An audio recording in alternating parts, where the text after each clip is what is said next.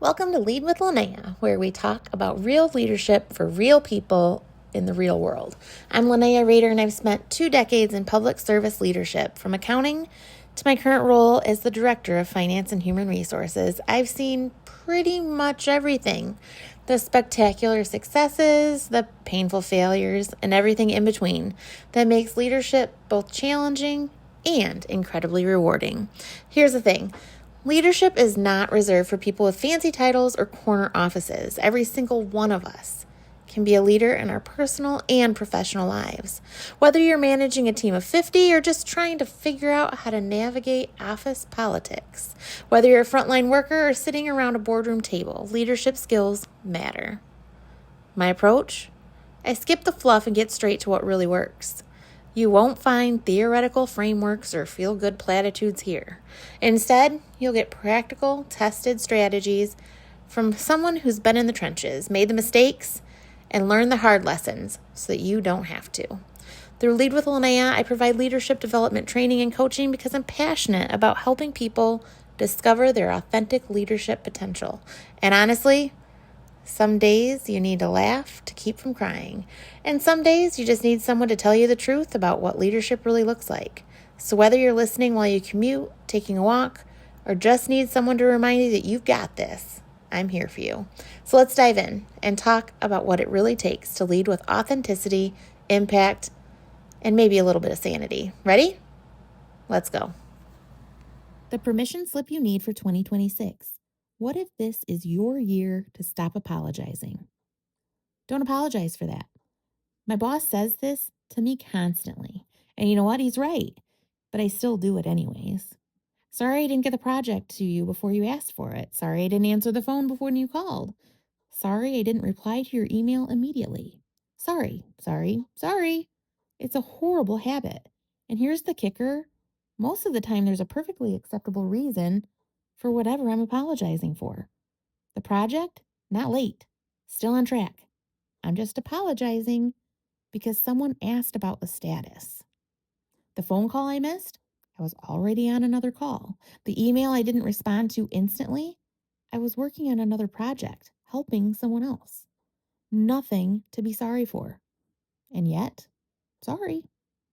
If you're reading this and thinking, oh my gosh, this is me, welcome to the club. We meet never, because we're all too busy apologizing for existing. But what if 2026 is the year that we stop? The apology audit. Here's what I want you to do this week, just for awareness, not to beat yourself up about. Count how many times you say sorry at work.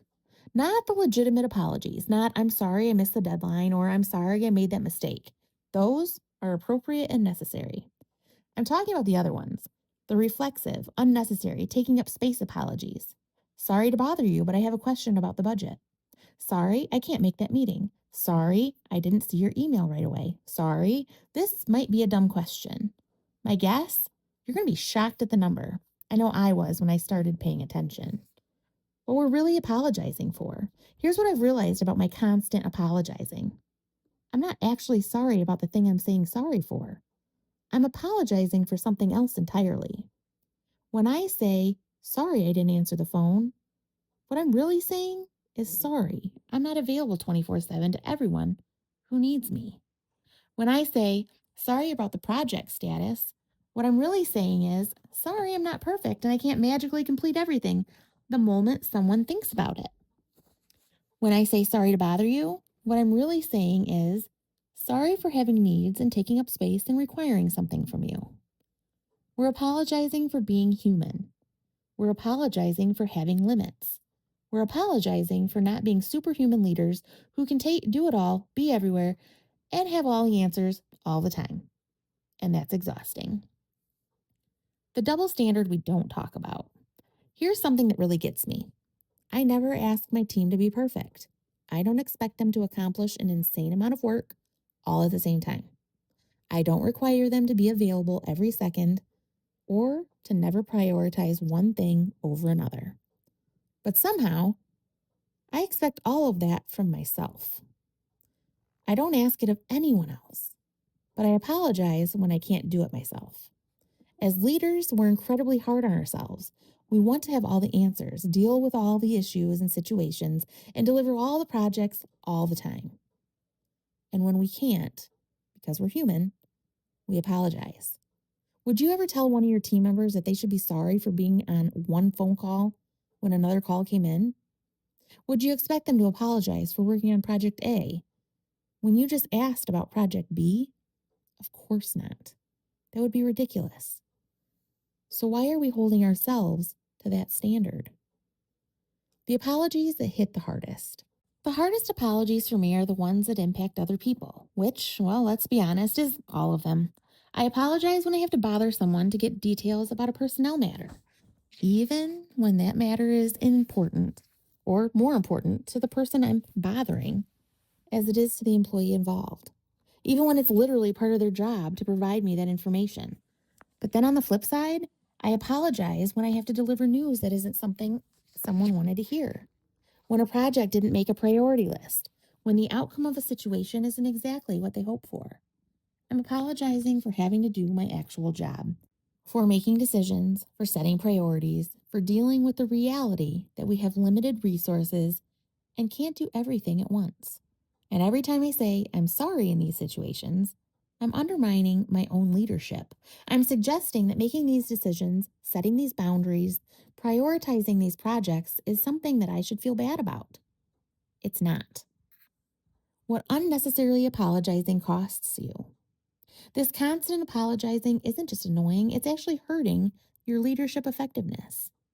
When you apologize for things that don't warrant apologies, you're teaching people that your time, your decisions, and your boundaries are negotiable.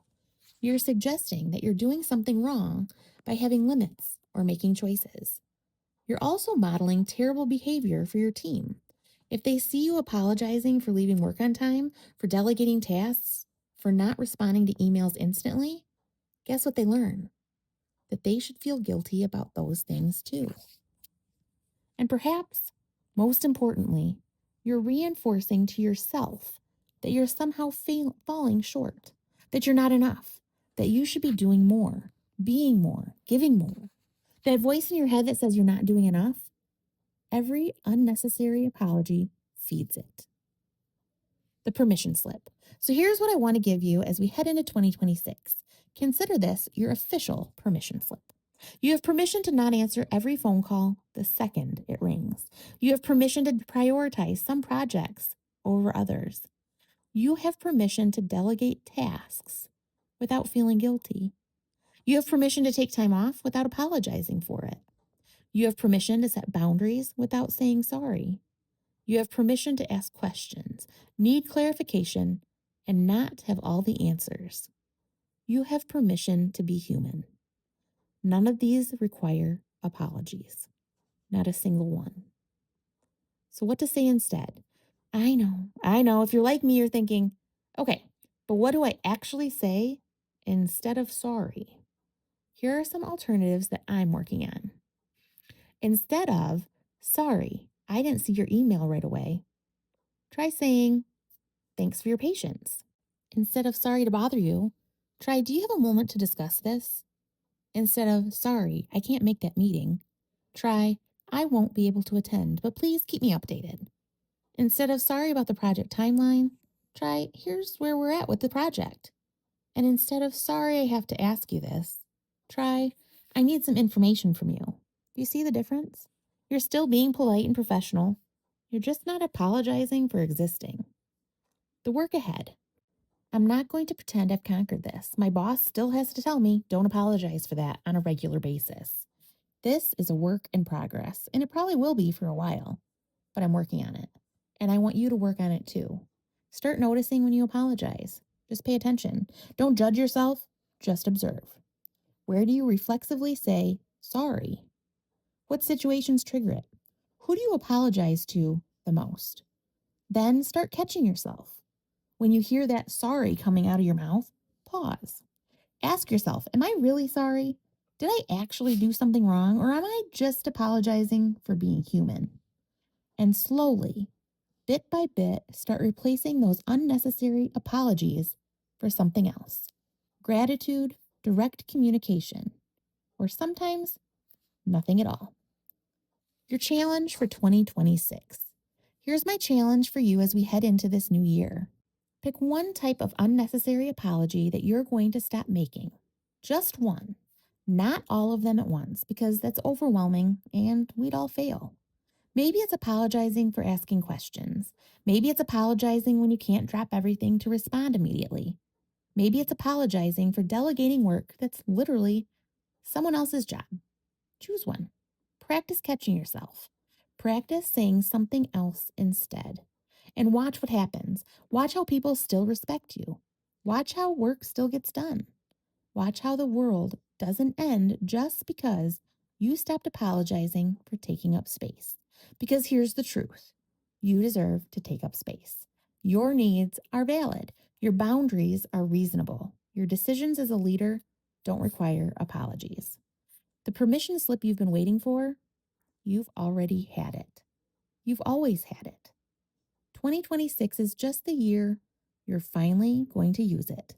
So stop apologizing, start leading, and watch what becomes possible when you give yourself permission to be enough exactly as you are. So, what's the one apology you're going to stop making this year? Share that in the comments. Let's hold each other accountable for taking up space without saying sorry for it. Thank you for joining me today on Lead with Linnea. I hope something we talked about resonates with you and gives you a tool you can actually use in your leadership journey. Remember, leadership isn't about being perfect. It's about being intentional, authentic, and willing to keep learning and growing. You're going to face situations you never saw coming, make decisions that feel impossible, and sometimes wonder if you're cut out for this whole leadership thing. It's normal, it's human, and that's exactly why we need leaders like you who are willing to do the hard work. If today's episode sparked some ideas about training or coaching for you or your team, I'd love to hear from you. You can reach me at Linnea at leadwithlinnea.com or give me a call at 269-621-5282. Whether you're looking for one-on-one coaching, team training, or need someone to speak at your next event, let's talk about how we can help you and your people become the leaders your organization needs. You can find more resources, read my blog post, and learn more all about my services at leadwithlinnea.com. As always, carry social kindness with you everywhere you go. This world needs you and your positive mindset. Until next time, keep leading and keep growing.